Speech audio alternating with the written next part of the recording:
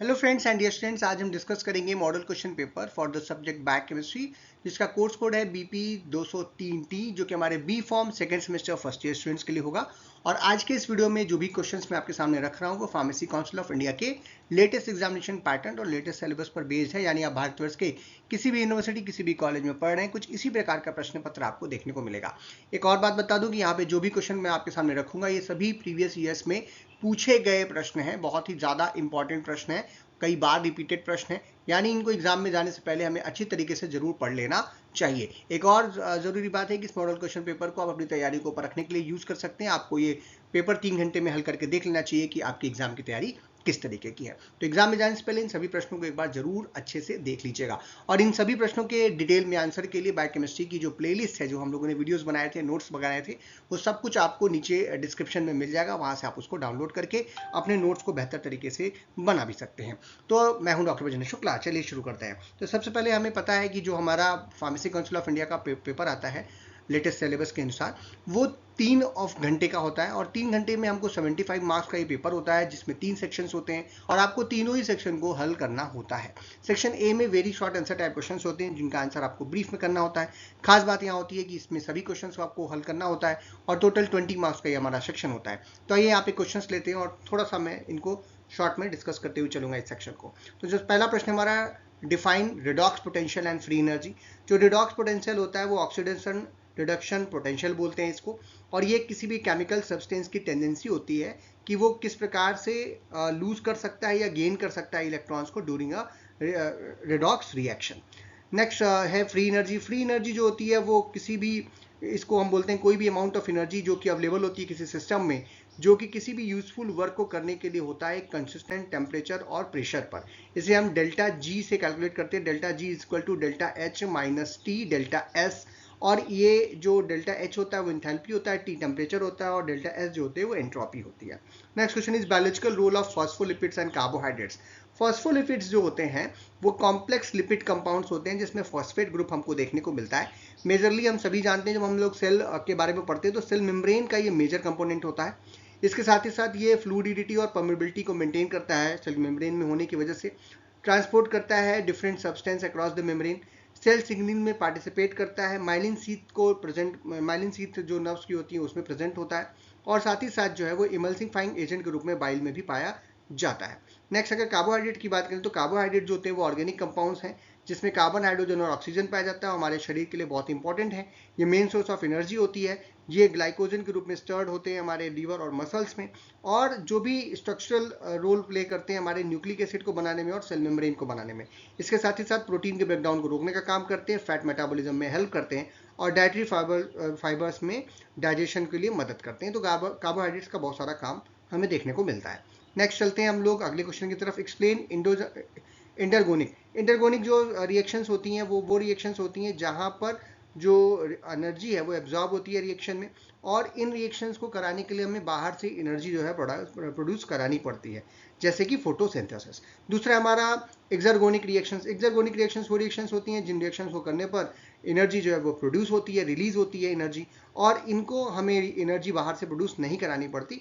Example में आप अपने शरीर का सेलुलर रिस्पायरेशन को ले सकते हैं एग्जाम्पल में। इंथैल्पी। इंथैल्पी जो है वो टोटल हीट होती है जो किसी भी एक सिस्टम के अंदर पाई जाती है। जब हम इंक्रीज करते हैं हीट को तो पॉजिटिव इंथैल्पी होती है, और जब हम रिलीज करते हैं हीट को तो नेगेटिव इंथैल्पी हमको देखने को मिलती है। एंट्रोपी। एंट्रोपी जो है वो डिग्री ऑफ रैंडमनेस और डिसऑर्डर होता है किसी भी सिस्टम में। हायर एंट्रोपी अगर किसी चीज की होगी तो वो हायर डिसऑर्डर में होगा। नेचुरल प्रोसेस जो होते हैं वो इंक्रीज एंट्रोपी में जनरली कराए जाते हैं। Next question is define transamination.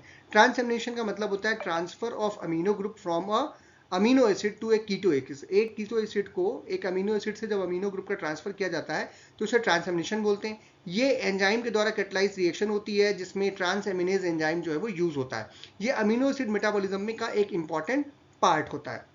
Next is allosteric inhibition. Allosteric inhibition का मतलब होता है ये रेगुलेशन ऑफ एंजाइम एक्टिविटी है। जब कोई एक इनिबिटर जो होता है वो किसी भी एक्टिव साइट से अदर किसी साइट पर जाकर के बाइंड कर देता है और जो एंजाइम है उसको इनिबिट करने का काम करता है। इससे जो है कन्फर्मेशनल चेंजेस जो है एंजाइम में हो जाते हैं और जो एंजाइम की एक्टिविटी होती है वो डिक्रीज हो जाती है। जेनेटिक कोड हम सभी जानते हैं कि ये सीक्वेंस ऑफ न्यूक्लियोटाइड्स होते हैं किसी भी मैसेंजर आरएनए में, जिसकी वजह से अमीनो एसिड का जो सीक्वेंस होता है प्रोटीन में वो कैलकुलेट होता है, और जिसकी वजह से एक के बाद एक जो सूचनाएं होती हैं मैसेंजर आरएनए के पास वो ट्रांसफर होती है। इससे क्या होता है कि ये इसके कैरेक्टरिस्टिक होते हैं कि ट्रिपलेट कोड में ये होता है, यूनिवर्सल होता है, और नॉन ओवरलैपिंग यहाँ पे हमको देखने को मिलती है। जैसे कि स्टार्ट कोडान एग्जाम्पल में आप ले सकते हो AUG का, जो कि एक मेथेनोइन स्टार्ट कोडान के रूप में जेनेटिक कोड मिलता है हमें। Next question is define mutate rotation. Mutate rotation जो है वो हमें कार्बोहाइड्रेट्स में जनरली जैसे ग्लूकोज वगैरह में देखने को मिलती है, जहां पर ऑप्टिकल रोटेशन जो है हमें एक स्पेशल दिखता है, जहां पर अल्फा और बीटा फॉर्म्स जो होते हैं, पहले कार्बन के ऊपर जो OH ग्रुप लगा हुआ है उसके अल्फा बीटा फॉर्म्स में होने की वजह से शुगर के सोल्यूशन में हमको ऑप्टिकल रोटेशन देखने को मिलती है। इसी को हम लोग बोलते हैं म्यूटेट रोटेशन। दूसरा हमारा फास्फोराइलेसिस। ये इन सभी टॉपिक को हमने बड़ी डिटेल में बनाया है, उसके वीडियो के लिंक मैं पहले भी जैसे बोला वो आपको नीचे डिस्क्रिप्शन का लिंक दे दूंगा बायोकेमिस्ट्री का, उसमें आपको सारे जो क्या नाम है टॉपिक्स हैं उन सब आपको मिल जाएंगे। फास्फोलाइसिस क्या होती है? जब भी किसी एक रिएक्शन में कोई भी इनऑर्गेनिक जो फॉस्फेट है उसका ब्रेक डाउन होता है फास्फोराइलिसिस में। फास्फोलाइसिस नाम से ही पता चल रहा है कि फॉस्फेट का टूटना। जैसे कि एग्जांपल में आप ले सकते हो ग्लाइकोलिसिस के दौरान या ग्लाइकोजन के रिएक्शन के दौरान ग्लाइकोजन जो है ग्लूकोज 1 फॉस्फेट में टूट रहा है, इसी को हम लोग फास्फोराइलिसिस बोलेंगे।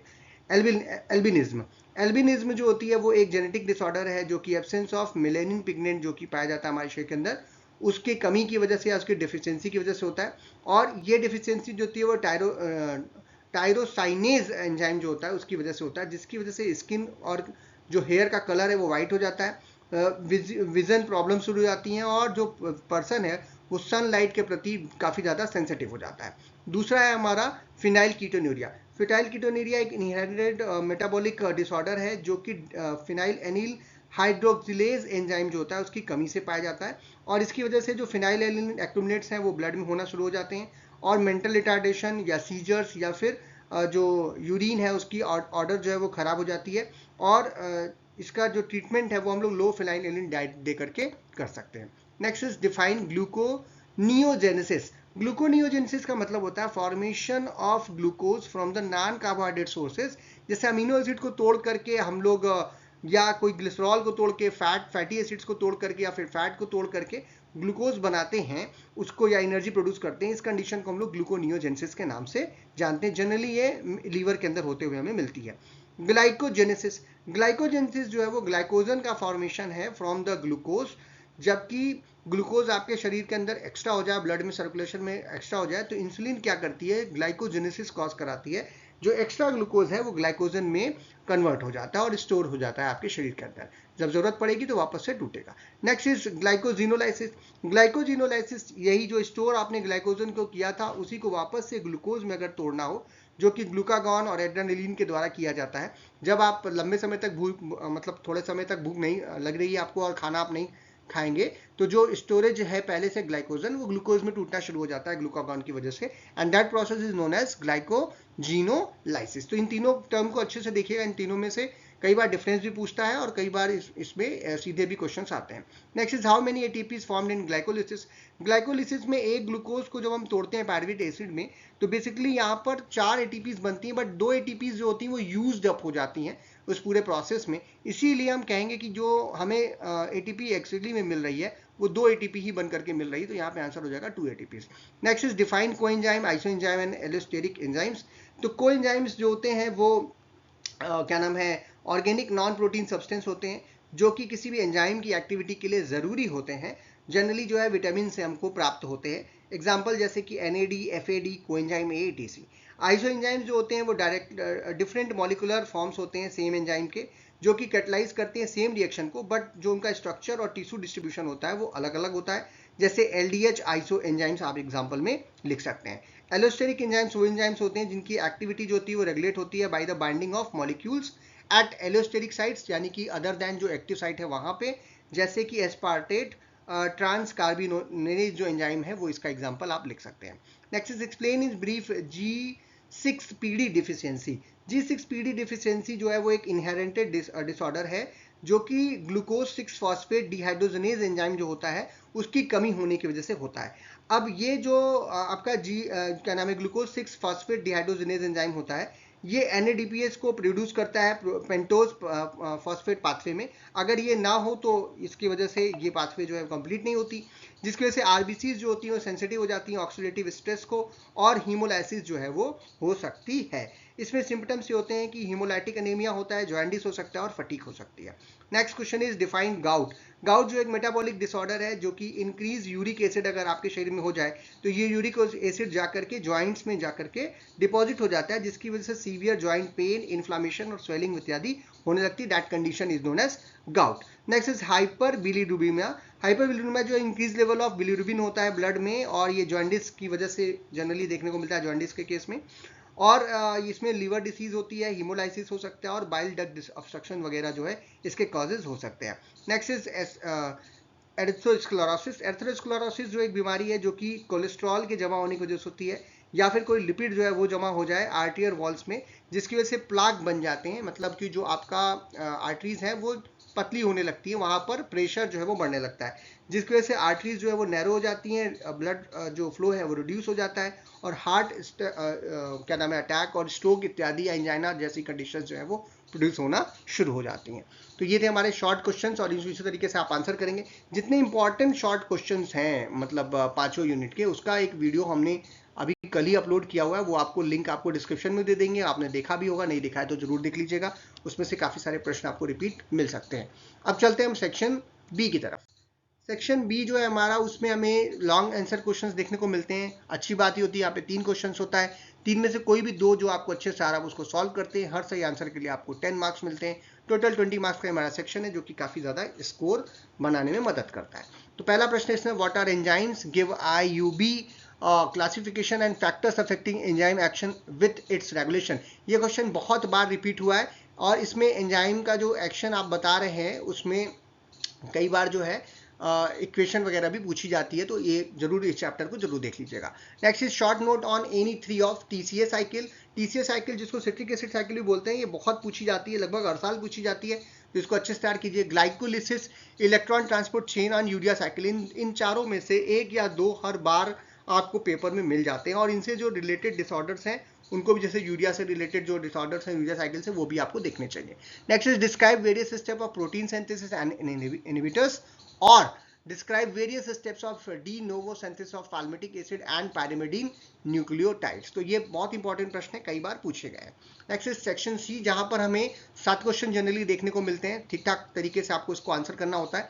इनमें से 7 में से 5, अच्छी बात यह है कि आपको 2 क्वेश्चन जो नहीं आ रहे हैं वो आप छोड़ सकते हैं, 5 क्वेश्चन से आपको सॉल्व करने हैं, और हर सही क्वेश्चन के आंसर के लिए आपको 7 मार्क्स मिलता है। टोटल 35 मार्क्स का ये हमारा सेक्शन होता है, जो कि काफ़ी ज़्यादा स्कोरिंग सेक्शन है। ये आपके परसेंटेज बनाने का काम करता है ये सेक्शन। तो सेक्शन ए जो है आपको पास होने में मदद कर रहा है, सेक्शन बी आपके नंबर बढ़ा रहा है और आपको एक ठीक ठाक अमाउंट में नंबर पहुंचा रहा है, जबकि सेक्शन सी जो है वो आपके परसेंटेज बढ़ाने का काम करता है। तो यहाँ पे सभी क्वेश्चंस को अच्छे से पढ़िए और इसको अच्छे से तैयार भी कीजिए। और तैयार करने के लिए मैंने क्या बताया कि जो हमने बायोकेमिस्ट्री का जो प्लेलिस्ट है वो नीचे आपको डिस्क्रिप्शन में दे रहे हैं, वहाँ से आप इसको तैयार कर सकते हैं।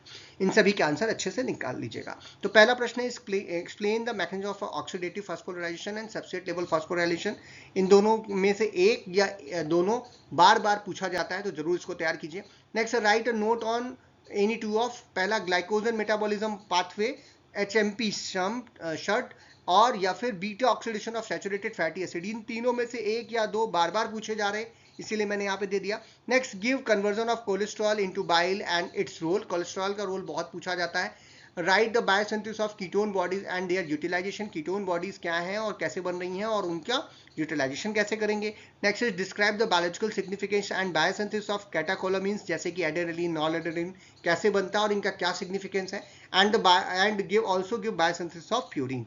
Next is discuss the organisation of mammalian genome, क्या है, कैसे बन रहा है, उसका ऑर्गेनाइजेशन क्या है, और सेमी कंजर्वेटिव मॉडल क्या होता है, ये आपको बताना है। एंड कुछ बीमारियां आप देख सकते हैं, जैसे जॉन्डिस एंड हाइपरकोलेस्टीमिया, ये कैसे हो रहा है, क्यों हो रहा है, क्या कारण है, क्या सिम्टम्स हैं, ये आप जरूर देख लीजिएगा। Next is explain DNA replication process in detail और write the structure of DNA and RNA, ये भी एक इंपॉर्टेंट प्रश्न है, बहुत बार पूछा जाता है।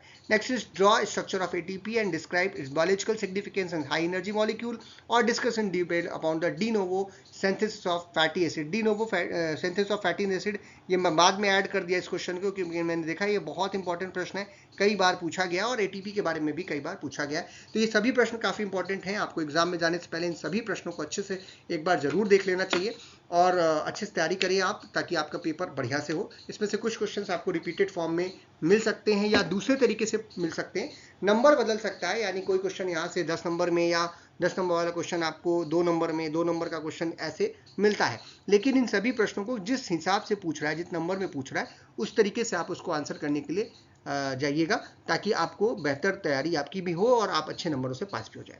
तो अगर आपको ये वीडियो पसंद आए तो लाइक कीजिए, अपने फ्रेंड्स में शेयर कीजिए, चैनल पर नए हो तो चैनल को जरूर सब्सक्राइब कीजिए। शॉर्ट आंसर टाइप वाले क्वेश्चन जरूर देखिएगा, उसका लिंक आपको डिस्क्रिप्शन में मिल जाएगा और इसके जो भी टॉपिक आपको पढ़ने हैं उसका भी पूरा टॉपिक यूनिट वाइज नोट्स और टॉपिक का लिंक भी आपको डिस्क्रिप्शन में ही मिल जाएगा, वहां से आप देख सकते हैं। अगर आपके कोई प्रश्न हो, कोई कमेंट बॉक्स में आप लिख सकते हैं, उसको हम आंसर करने की कोशिश करेंगे। वीडियो को देखने के लिए बहुत बहुत धन्यवाद।